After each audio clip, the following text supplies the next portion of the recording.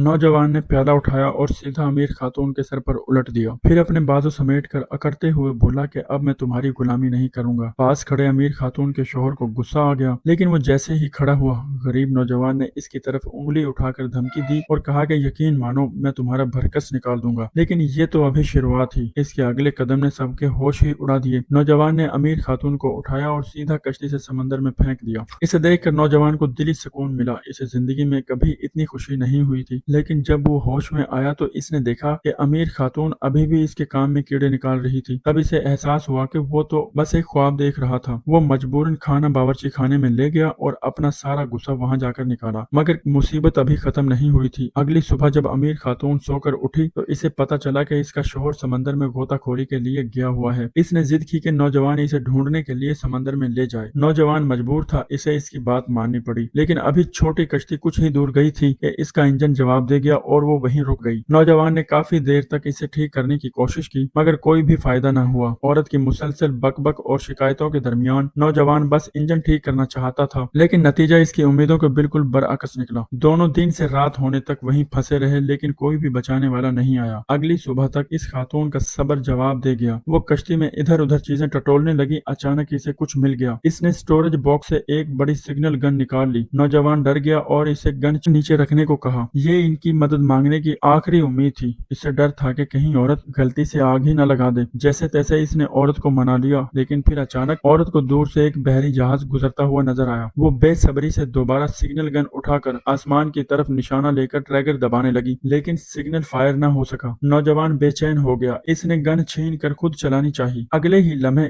गोली तो चली, लेकिन इनकी कश्ती में एक सुराख कर गई। नतीजा ये हुआ कि मदद लेने की बजाय वो पूरे 2 दिन और 2 रातें समंदर में ही भटकते रहे। इस दौरान शदीद तूफान और बारिश भी आई। वो जैसे तैसे एक टूटी फूटी बैल के सहारे वो रात गुजारने में कामयाब तो हो गए। न जाने कितनी देर बहने के बाद इन्हें खुशकिस्मती से एक छोटा सा जजीरा नजर आया। वो खुशी से उछलते हुए खुशकी की तरफ भागे। किनारे पहुंचते ही मगरूर अमीर खातून ने फिर से नखरे शुरू कर दिए और नौजवान को तंग करने लगी। इसने इस तमाम आफत का मलबा नौजवान पर डाल दिया। हद तो ये थी कि इसने नौजवान को धमकी दी कि वो शहर के बेहतरीन वकील से इस पर मुकदमा करवाएगी। इसकी जहरीली बातें सुनकर अब नौजवान की बर्दाश्त खत्म हो चुकी थी। नौजवान को दूर जाते देखकर अमीर खातून वहीं खड़ी बदजुबानी करती रही। इसे नहीं मालूम था कि बगैर किसी तजर्बे के इस सुनसान जजीरे पर जल्द ही इसे अपनी औकात पता चलने वाली है। अमीर खातून से अलग होने के बाद नौजवान की किस्मत चमक उठी थी। इसे साहिल पर बहुत सा काम का सामान भी मिल गया और पहाड़ी के दामन में मीठे पानी का चश्मा भी नजर आ गया, जिससे पीने के पानी का मसला तो हल हो गया।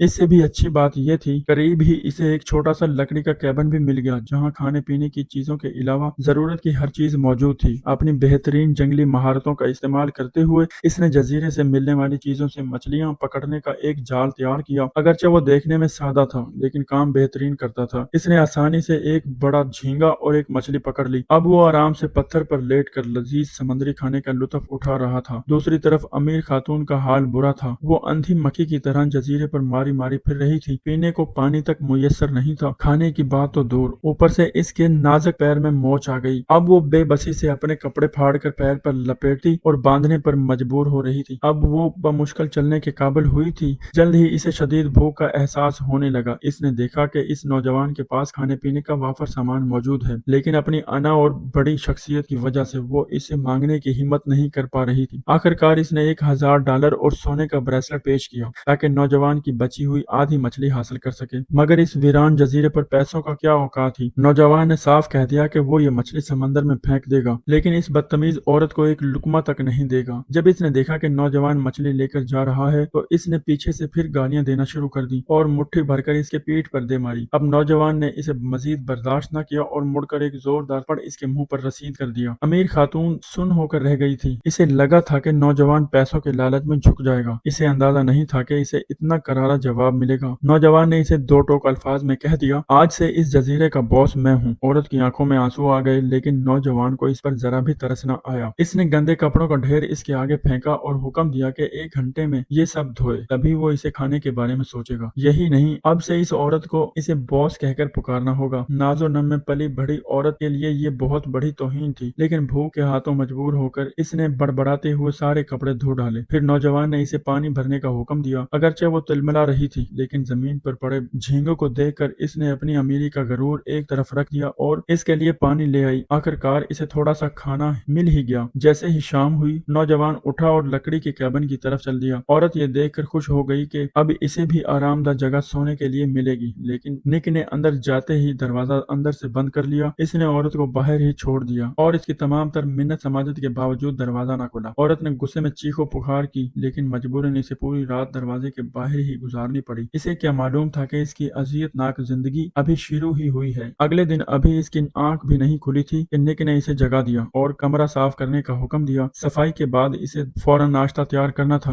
جبکہ نک آرام سے کرسی پر لیٹ کر اپنی نیند پوری کر رہا تھا۔ عورت کو بہت غصہ آیا اور اس نے کام چھوڑنے کی دھمکی دی، مگر نک نے اسے کوئی بھی رعایت نہ دی اور ایک لات مار کر اسے زمین پر گرا دیا۔ وہ بحث کرنے کے لیے کھڑی ہوئی تو اسے دوبارہ گرا دیا گیا۔ اب وہ بے بسی سے اسے دیکھنے لگی اور الزام لگایا کہ اسے عورتوں کی عزت کرنا نہیں آتی، لیکن نک کو ان باتوں کی کوئی پرواہ نہیں تھی۔ اس نے اس کے بالوں سے پکڑا اور دھمکی دی کہ اگر حکم نہ مانا تو اسے بھوکا مار دے گا۔ اب جا کر وہ عورت مکمل طور پر سدھر گئی اور پھر کبھی بھی اس کے خلاف بولنے کی ہمت نہ کی۔ آنے والے دنوں میں اس نے اپنی نئی حیثیت کو تسلیم کر لیا اور نک کی ہر طرح سے خدمت کرنے لگی۔ اگرچہ کبھی کبھار اسے سختی جھیلنی پڑتی، لیکن اب وہ پہلے جیسی بدزبان عورت نہیں رہی تھی۔ اب وہ نک کا دل بہلانے کے لیے رقص کرتی اور گانے بھی گاتی۔ باہر کی دنیا میں وہ ایک مشہور سٹار تھی، لیکن یہاں وہ صرف اپنی بقا کی جنگ لڑنے والی ایک خاتمہ بن کر رہ گئی تھی۔ وقت گزرتا گیا، وہ ساتھ مل کر مچھلیاں پکڑتے اور ساحل پر بیٹھ کر کھانا کھاتے۔ آہستہ آہستہ نک کے رویے میں بھی تبدیلی آتی گئی۔ اس نے مار پیٹ کرنا بند کر دیا۔ عورت بھی اب مکمل طور پر اس کے تابع ہو چکی تھی۔ جلد ہی ان کے درمیان قربت بڑھنے لگی اور وہ ہر لمحہ ایک دوسرے کے ساتھ رہنے لگے۔ ایک دن جب وہ عورت لکڑیاں کاٹ رہی تھی، اسے اچانک سمندر میں ایک پرتعیش کشتی نظر آئی۔ وہ پہلے تو مدد کے لیے آگے بڑھنے ہی والی تھی،